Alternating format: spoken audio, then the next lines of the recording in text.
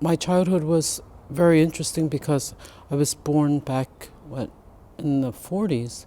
So for a Chinese girl, it was probably different than it is today. My childhood is probably challenging at best.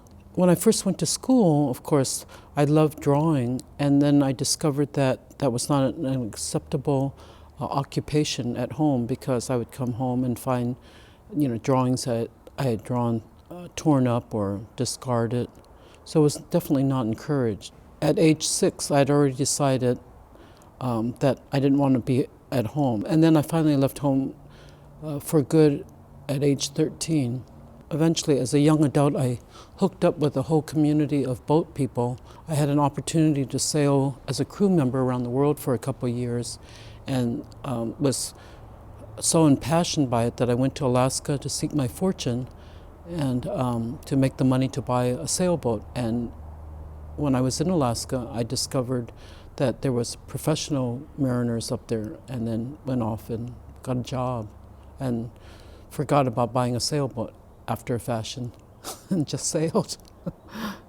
A few years ago, well, not a few now, probably 20 years, a good friend of mine who was my first captain, crab fishing, got shot in a restaurant. And during that period of time, I was like the godmother of his child. It took a long time to heal from that grief.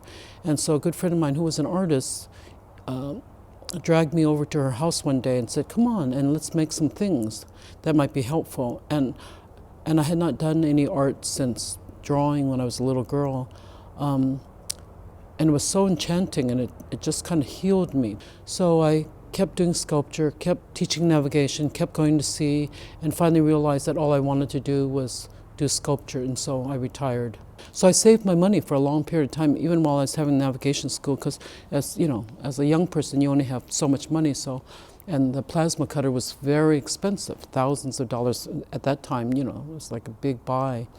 And so I saved, and each time I had enough, something else would come up, and eventually I got it, and I didn't know how to use it yet, but I'd gotten my first plasma cutter. So it sat around the navigation school for years while I looked at it, until one day when, this warehouse was found, then it's become my best friend.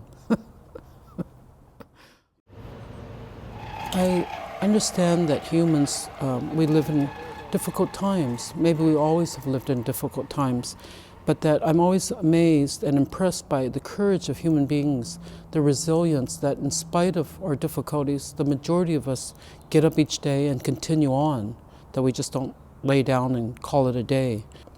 So I was undergoing some stress, and I'd come in here and weld and grind to kind of relieve the stress. I find art sometimes very healing, and started to build this sculpture and called it Angst Warrior, meaning back to that bravery and courage. And then I discovered that I continually would have different types of stress, so I built the second one. Then it just occurred to me that I should build a whole army of them, because everybody was under stress and they got up and wandered around. So, and then the idea of them moving around just so enchanted me.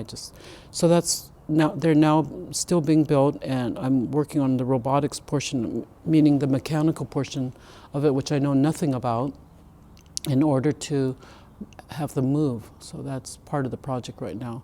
Eventually, I will hopefully have 21 of them, and why that number? Well, I can make up all kinds of things, but it just seemed like it was a good number to have a crowd, to start a crowd with, so that it would have the impact of a large body of humans moving around. And they're tall enough that they're imposing, they can kind of threatening. I like that because humans can be like that too. Yeah.